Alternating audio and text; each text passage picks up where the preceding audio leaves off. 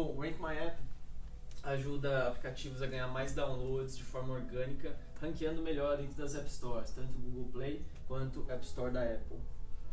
Nós já ajudamos mais de 100 clientes em 8 países diferentes. Clientes grandes como Pinterest, Duolingo, Fiverr, Sephora, GameBalk da China. A gente tem vários cases de sucesso. Com a Sephora a gente conseguiu aumentar os downloads orgânicos em mais de 90% em 2 meses. E esses são clientes pagantes. A gente tem um crescimento de receita médio de 21% de crescimento mês a mês, que é bastante expressivo. Quando a gente começou a ter tração no exterior, mais ou menos em fevereiro desse ano, a gente já tinha clientes em 5 países diferentes, e aí a gente aplicou para as 5 maiores aceleradoras dos Estados Unidos, e a gente foi selecionado pela Alchemist Accelerator. É a maior aceleradora de B2B do mundo e uma das top 5 nos Estados Unidos desde 2013.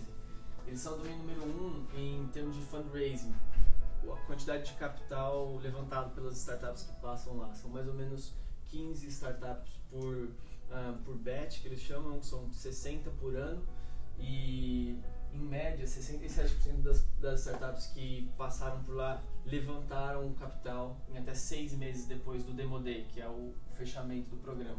Eles levantaram em média 2,6 milhões de dólares. Bem agressivo, o que é considerado um seed aqui, né?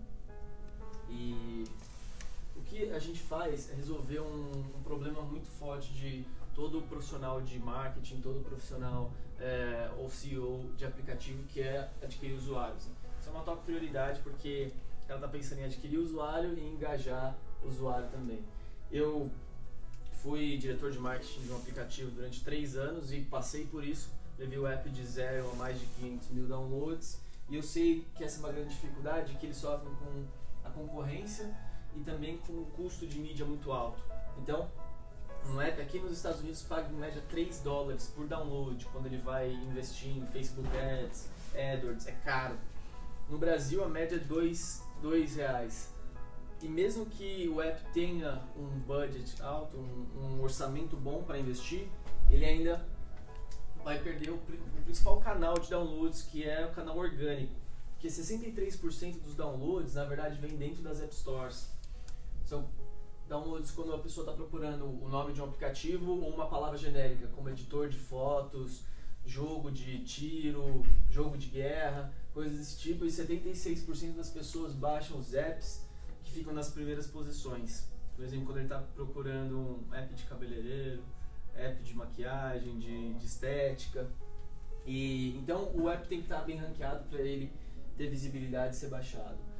E aí imagina se o profissional de marketing pudesse descobrir o que os usuários estão buscando ali dentro das App Stores, monitorar em tempo real o sucesso do app dele e o que os concorrentes estão fazendo também, e assim ranquear mais alto e ganhar mais downloads orgânicos. É isso que o Rank My App faz. A gente tem um algoritmo próprio que analisa mais de 300 mil palavras todos os dias nas App Stores para achar quais são as melhores palavras-chave para aquele segmento específico e dar sugestões de palavras-chave automáticas para aquele app. Assim ele consegue usar essas palavras-chave na comunicação do app dentro das App Stores, melhorar os rankings e ganhar mais downloads orgânicos. A diferença do Rank My App, a gente tem alguns concorrentes fortes aqui dentro do Vale do Silício. Todos ficam aqui, 3 ficam aqui em São Francisco, um é da Europa.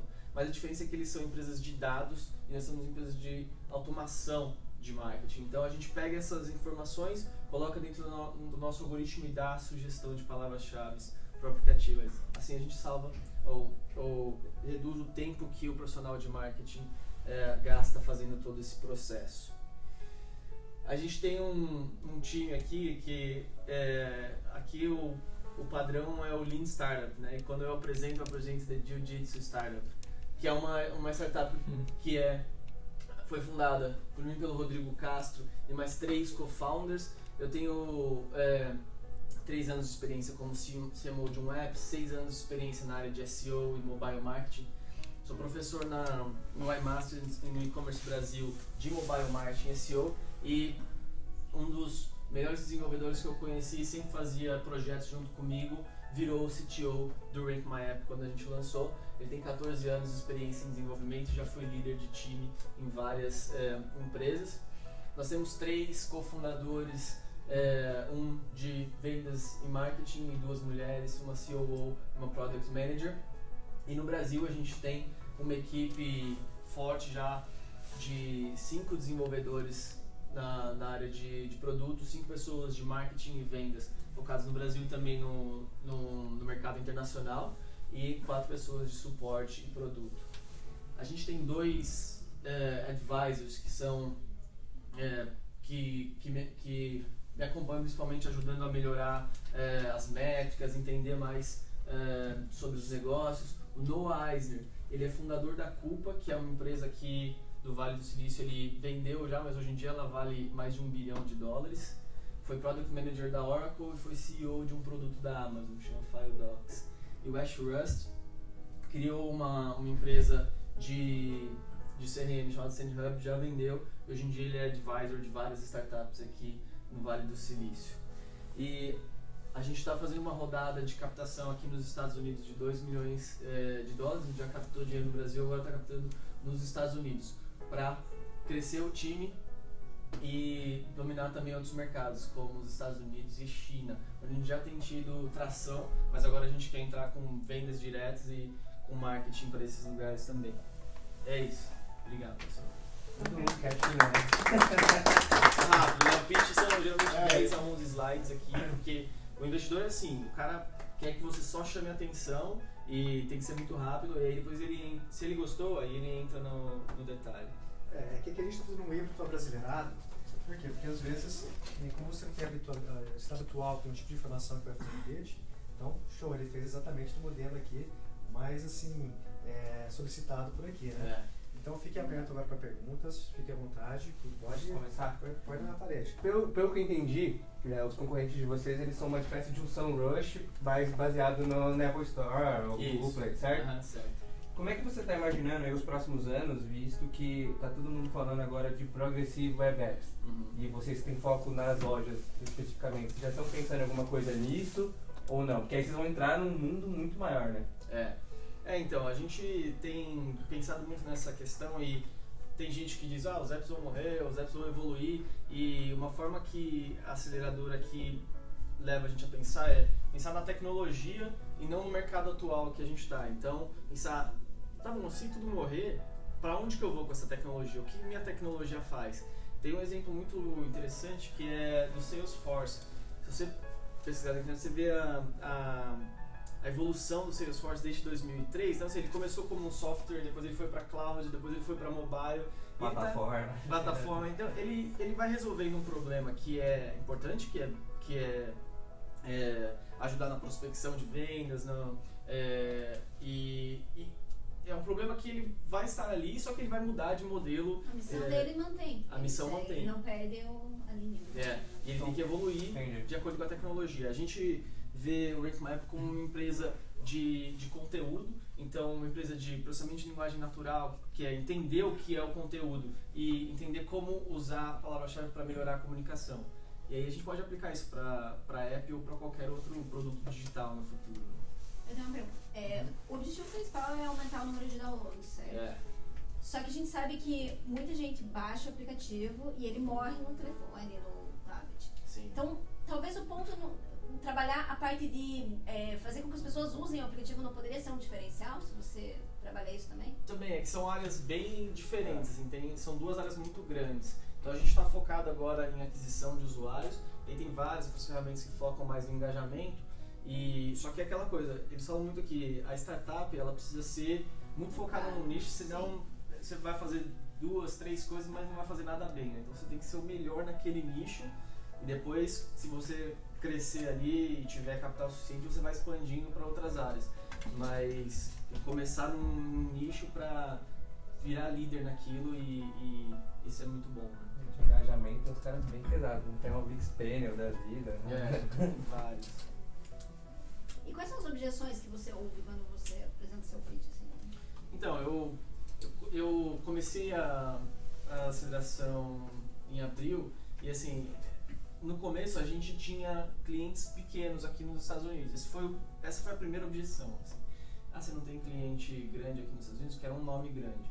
Então, aí eu fiz falei com alguns investidores que ficaram mega interessados, falaram assim, eu quero falar com um cliente seu e ouvir dele, assim, me ajudou ou não, tá bom. Aí a gente foi vender, né? Então a gente teve uma atração boa aqui, já tem clientes grandes, agora as portas estão muito mais abertas. Agora quando eu falo, eu tenho o Duolingo, eu tenho o Pinterest, aí o cara abre a porta, o cara fala, então vem aqui que eu quero conhecer.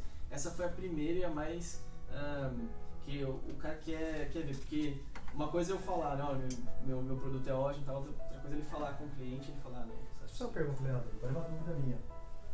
No Brasil, quando você monta uma empresa, geralmente você tem que atingir um tamanho para conseguir carteira de clientes maiores, às vezes tem que fazer o seu nome, né? E no caso de startups, muitas vezes, no teu caso não, você tem nacional, tem background e tal, mas muitas vezes a gente vê startups surgir do nada, uma carteira de clientes com grandes nomes, né? Como que você vê isso daí? Você falou do teu caso, né? Mas como que é essa facilidade de ter acesso e o pessoal acreditar, confiar que vai funcionar, tal? Como que é no estágio inicial? No estágio inicial, assim, a gente lançou em maio de 2015 e a gente trabalhou com a prospecção de clientes desde o começo, e no começo a gente foi crescendo com alguns clientes menores, e é muito difícil chegar em cliente grande não tendo uma boa carteira, né? Mas aí depois a gente foi entrando nos que são mais inovadores, que justamente são os que surgiram já de modo digital. Por exemplo, 99 Táxi foi um dos primeiros clientes, primeiros clientes grandes, foi em outubro de 2015. Aí a gente entrou em alguns desses que são mais inovadores. 99 Táxi, o Itaú virou nosso cliente em dezembro, janeiro, então são empresas que estão buscando inovar. Então é muito mais fácil falar com essas empresas e vender uma tecnologia nova do que empresas muito grandes e às vezes engessadas, né? Então é bom procurar esses inovadores que têm tendência de comprar já coisas de startup, e para eles entendem a tecnologia, eles veem como isso pode ajudar. E aí depois, quando eu já tinha alguns nomes, 99 Táxis, Itaú, começou a ter múltiplos da TAM, os caras também compravam bastante. E aí depois ficou mais fácil entrar em outros que são mais tradicionais, porque aí você entra e fala assim, já tem essa carteira, e fala, então tem alguma coisa boa aqui por trás. Vocês já começaram aqui, internacional? Não. Vocês começaram só pro mercado brasileiro e depois vieram pra cá? A gente começou só pro mercado brasileiro, e aí em novembro do ano passado a gente teve o primeiro cliente que veio da China, e o primeiro cliente internacional, e aí a gente começou a ter clientes organicamente, assim, ou ele descobria a gente por meio de outro cliente, ou ele entrava no site, porque a gente já tinha um site em inglês, se cadastrava e falava com a gente falou. Aí em fevereiro a gente tinha 5 clientes em países diferentes, a gente falou, poxa, isso aqui vai ser maior do que o Brasil no final. Hoje em dia a gente tem 30% da nossa receita já vindo de fora do Brasil. E o processo no Brasil de vendas é mais passivo hoje? Ou vocês ainda fazem prospecção? A gente ainda faz prospecção. Então a gente tem uns 40% dos nossos leads vindo de forma orgânica, e o restante a gente vai prospectar.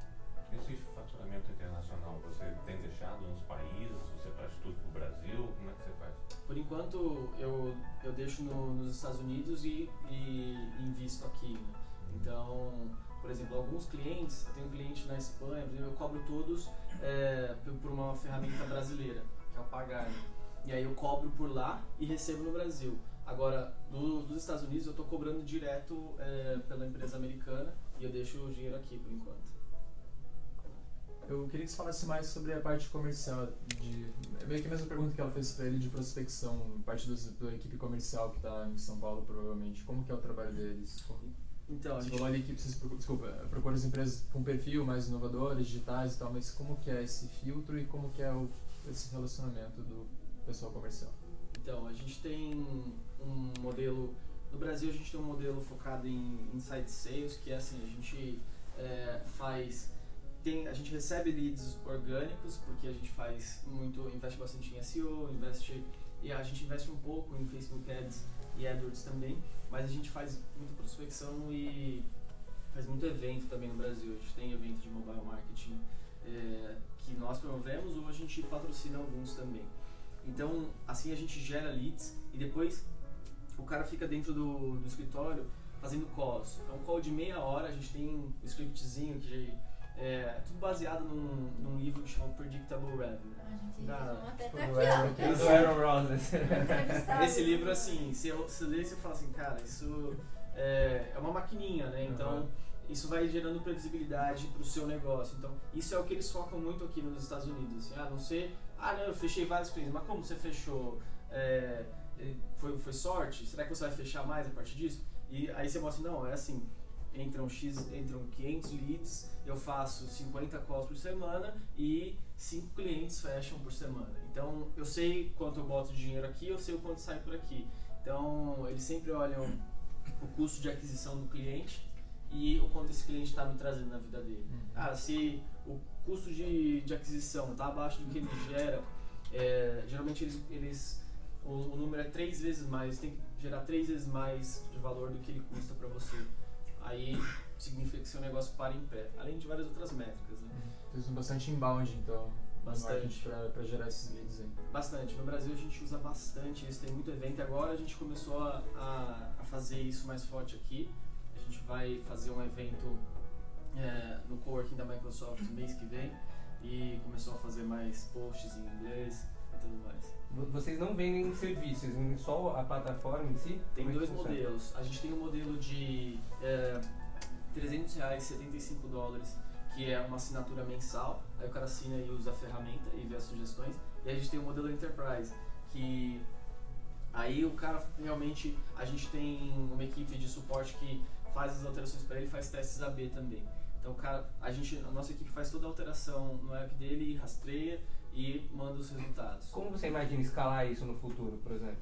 Então, a gente, nos dois lados, tem essa questão da escalabilidade, né?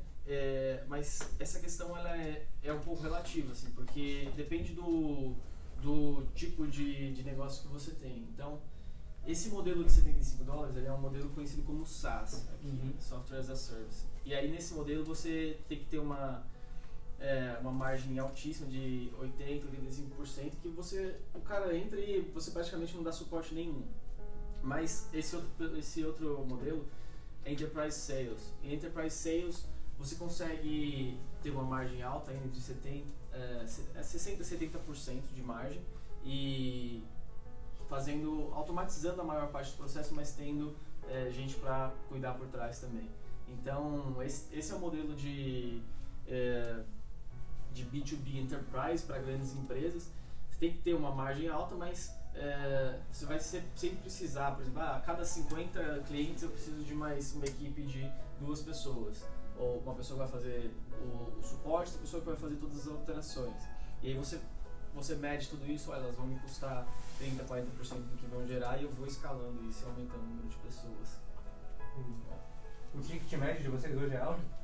O ticket médio hoje em dia é de $400 mês. E como é que é a perda de clientes? O funil de vocês, como funciona? Como está hoje a situação, assim, percentual de perda e entrada de novos clientes? A gente tem crescido em média 20%. Em agosto foi um mês muito bom, a gente cresceu 24%. A gente sempre tem alguma perda de clientes, mas a gente nunca deixou de crescer em mês nenhum. Então, assim, a gente tem que reduzir a perda porque você tem que estar abaixo de 6% ou 5% de churn. A gente está chegando lá, a gente está bem próximo. Acho que possivelmente em setembro a gente vai ficar em 6% e diminuindo. Então, isso é ruim porque se você tem uma perda negativa, né, que você tem mais upgrade do que cancelamento, isso é uma coisa que eles mais gostam aqui no Vale, mas principalmente nessa fase de estruturação é normal ter uma perda um pouquinho maior, só que a gente sempre tem 20% ou mais de crescimento ao mês. Nós temos 6%, nosso crescimento é 26, 30, e aí que nem foi em agosto. E o crescimento fica acima de 20. Mas a equipe de vendas tem meta também de trabalhar em nativo e esse cliente? Ou saiu do funil? Não, tem. O que a gente faz assim, a gente mantém os clientes, tanto toda vez que a gente faz o funil de vendas, se o cara não assina no primeiro call, o que acontece na maior parte das vezes, porque é um produto fácil de entender, fácil de comprovar. A gente coloca ele de volta no funil e aí o cara de vendas vai ligar para essa pessoa uma vez por mês. Então vai ligar, olha como é que tá o seu app, como é que tá isso, e se ele cancela também. Olha, a gente lançou mais uma versão, quer dar uma olhada, ver aqui o produto, como é que tá agora, tá bem mais legal. E a gente tem vários clientes que cancelaram e ficaram 2, 3 meses, pô, eu cancelei porque eu tô sem budget, tô sem orçamento, minha empresa tá passando por um momento ruim. Aí ele falou, não, como é que tá aí? Ah, não, agora deu uma melhorada, vou assinar de novo. Acontece bastante. Vocês têm um processo bem estruturado, então. A gente passou por essa estruturação desde abril, assim, a empresa tinha 9 pessoas e a gente agora tem 19 no total, então foi doloroso, porque o processo de aceleração ele é legal ver como que a gente mudou, mas a gente sofreu muito, assim, a galera tá trabalhando desde abril loucamente, assim, mas hoje em dia tá tudo mais estruturado. Vocês demoraram quanto tempo para encontrar o Market Fit? 15 dias. Sério? Mas isso porque a gente participou de um processo de aceleração no Brasil chamado Startup Farm. Os caras são muito bons nisso, muito bons. A gente falou com 140 empresas em uma semana e eu tinha uma ideia de ferramenta, uma ideia de negócio. Assim, assim. A hora que eu olhei o feedback, eu falei, cara, ninguém quer o que eu tô pensando. Startup Farm é o do Gerson? Não, é do Felipe Matos, Alan Leite. É bem forte o programa deles. E aí a gente desenvolveu um MVP lá dentro e depois na terceira semana de aceleração a gente ligou para 20 prospects e vendeu para 5 desses 20. A gente falou, cara, aqui tem negócio. E aí... Vocês têm planos de... Eu achei muito legal as coisas de ranquear para SEO focado para aplicativo, mas para SEO mesmo. Porque existe, por exemplo, uma ferramenta que conhece o SEMrush. É uma ferramenta muito legal. Vocês têm planos de entrar nessa área também? No futuro, assim, daria para usar, por exemplo, a ferramenta para gerar sugestões automáticas para SEO. Esse pode ser o futuro que você estava falando, né? Se o aplicativo morrer, porra, esse negócio é muito útil, que nem eu tenho sites, a gente trabalha com marketing de conteúdo, então isso é uma área importante pra gente fora do mundo de aplicativos, então sim. Eu teria enorme interesse em algo assim, por exemplo. Sim, a gente pensa nisso, mas é engraçado, a gente tinha outras coisas que a gente vinha desenvolvendo e na aceleradores batem muito nisso assim, de foco, e você só pode ter 3 focos na sua empresa o tempo todo. Porque agora os nossos focos são tem uma meta de vendas, tem uma meta de redução de churn e tem uma meta de entrega de novas versões. Aí é engraçado, a gente pegou tanto o estilo americano que às vezes alguém vem falar alguma coisa assim, mas a gente podia fazer isso, isso e isso. Não. Vamos fazer depois de bater essas metas. Vamos fazer depois. É muito engraçado. Isso foi muito bom, porque tem muita coisa que a gente gosta de fazer, mas eles falam muito assim, startup tem 1000 prioridades. Você tem que ver quais são as 3 que realmente vão trazer um impacto no seu negócio. E aí depois que você bater essas prioridades, tentar correr atrás. Que é o óbvio, que deveria ser assim em qualquer lugar, né? Mas a gente tem mania de querer abraçar o mundo, né? E vai fazendo, vai crescendo. A gente tem um roadmap gigante. Então bota lá na lista de coisas que a gente quer fazer. Pessoal, última pergunta, caso o tempo aqui. Vocês garantem custo de aquisição quando vocês vendem isso para o cliente ou não? Não. Eu não garanto... É bem complicado isso, né? Não é marketing de performance. Então, entendi. Esse é um dos principais argumentos do cara. Mas quando você vai...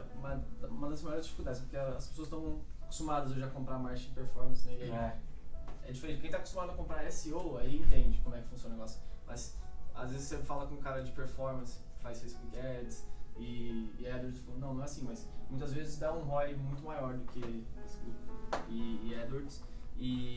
Mas tem segmento que simplesmente não tem busca, né? Às vezes eu falo pro cara, olha... Mas vocês calculam que você acha que vai ser um CAC para eles? Assim, eu não calculo que eu acho que vai ser um CAC, mas eu pego o número de downloads que ele tem e falo, olha, essa é a média que a gente consegue aumentar, então isso é o que provavelmente você vai conseguir. Mas tem segmento também que eu olho, muitas vezes eu falo assim, olha, seu segmento é muito nichado, às vezes é melhor você fazer um contato direto, se é um B2B muito nichado, do que fazer uma otimização dessa. Você prefere perder o cliente? Porque senão daqui ele vai sair dali a 2 Você meses. satisfeito, né? Beleza, pessoal? Bom, eu não sei se é possível ou não, tinha pedido pro Rafael, desculpa, Às vezes, se fosse só dar um micro tour, porque ele está aqui recente, né, então ele não tem conhecimento. Não conheço. Se a gente conseguir só passar, para você só ver o ambiente da Rocket, talvez com os trade-ups, só para ter uma noção da questão, agradeceria. Mas uma salva de palmas para eles aqui, né, poxa vida.